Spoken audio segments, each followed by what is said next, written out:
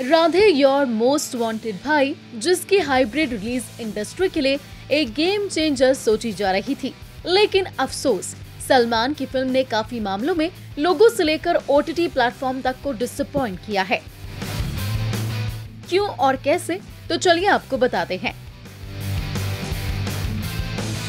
Film एक mega budget है और ऊपर से फिल्म का क्रेज भी लोगों के बीच काफी ज्यादा था, मगर रिलीज होते ही सलमान की राधे ने आधे से ज्यादा लोगों को अपनी वही सेम कहानी हर बार की तरह इस बार भी रिपीट होते एक्शन स्टंट से बोर कर दिया और फिल्म को क्रिटिक्स से लेकर व्यूअर्स तक से बहुत ही खराब रिव्यूज मिले। ओटीटी पर फिल्म को खरीदने के लिए ज्यादा अमाउंट नहीं दिया जाता, लेकिन सलमान की फिल्म के लिए जी ने अपनी चादर से पैर बाहर निकाले और राधे को उसके बजट के हिसाब से तो नहीं, लेकिन उस मुताबिक राधे वो कमाल और ना ही उनकी किस्मत खोल पाई। बॉक्स ऑफिस वर्ल्ड की रिपोर्ट पर गौर किया जाए तो the film was a huge buy for the leading platform Zee group and its OTT arm ZEE5 bought digital streaming rights. Zee Cinema bagged satellite rights.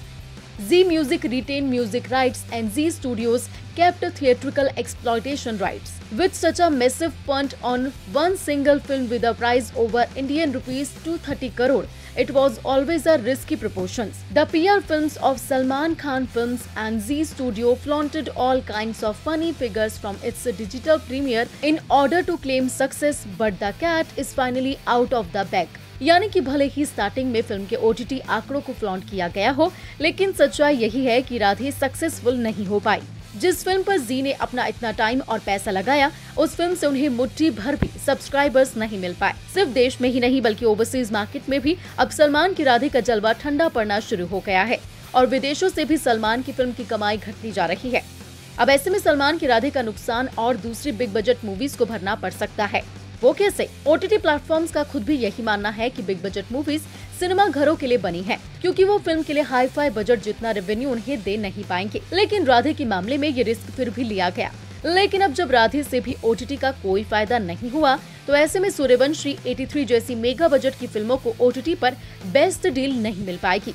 अगर सलमान की राधे से ZEE5 को फायदा पहुंचा होता तो यकीनन बिग बजट मूवीज का सिलसिला ओटीटी पर भी शुरू हो सकता था, लेकिन अब ऐसा लगता नहीं कि कोई भी ओटीटी प्लेटफॉर्म अपने पैर पर कुल्हाड़ी मारकर मूवीज को उनके मुंह बोली रकम देगा।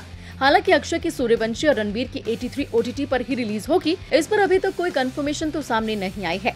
वो बात अलग है कि सूर्यवंशी और बेल बॉटम की रिलीज को लेकर अक्षय ने भले ही अपनी चुप्पी तोड़ दी हो, लेकिन फिल्में ओटीटी पर रिलीज की जाएगी या फिर सिनेमा घरों में ही, इस पर अभी तक अक्षय ने कुछ नहीं बोला है। और अक्षय की तो कई फिल्में बनकर तैयार है, लेकिन सभी फिल्मों की रिलीजिंग पर काले बादल से छा गए हैं और जिस स्पीड से अक्षय फिल्मों का काम खत्म करते हैं, तो ऐसा लगता है कि राम सेतु भी जल्द ही कंप्लीट हो जाएगी। कुल मिलाकर अब ओटीटी प्लेटफॉर्म किसी भी मेगा बजट फिल्म को रिलीज करने के लिए किसी भी तरह का रिस्क उठाने के लिए बिल्कुल भी तैयार नहीं है। वो बात अलग है कि राधे पहली बिग बजट मूवी नहीं है जो कि ओटीटी पर रिलीज की गई हो और उसका फायदा ओटीटी को ना मिला हो। इससे पहले अक्षय की लक्ष्मी और वरुण की कूली नंबर 1 भी ओटीटी पर कुछ खास धमाल नहीं दिखा पाई।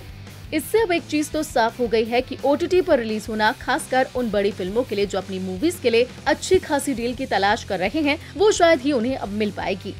बिटॉन की हर लेटेस्ट अपडेट, सेलेब्स की हर छोटी बड़ी गॉसिप्स, आप सभी के चहीते सितारों की पूरी कहानियां, सब कुछ मिलेगा आपको हमारे चैनल इंडिया बॉलीवुड वायरल पर। जाने से पहले हमारी इस वीडियो को लाइक और शेयर जरूर करें, साथ ही हमारे चैनल इंडिया बॉलीवुड वायरल को सब्सक्राइब करना बिल्कुल ना भूलें।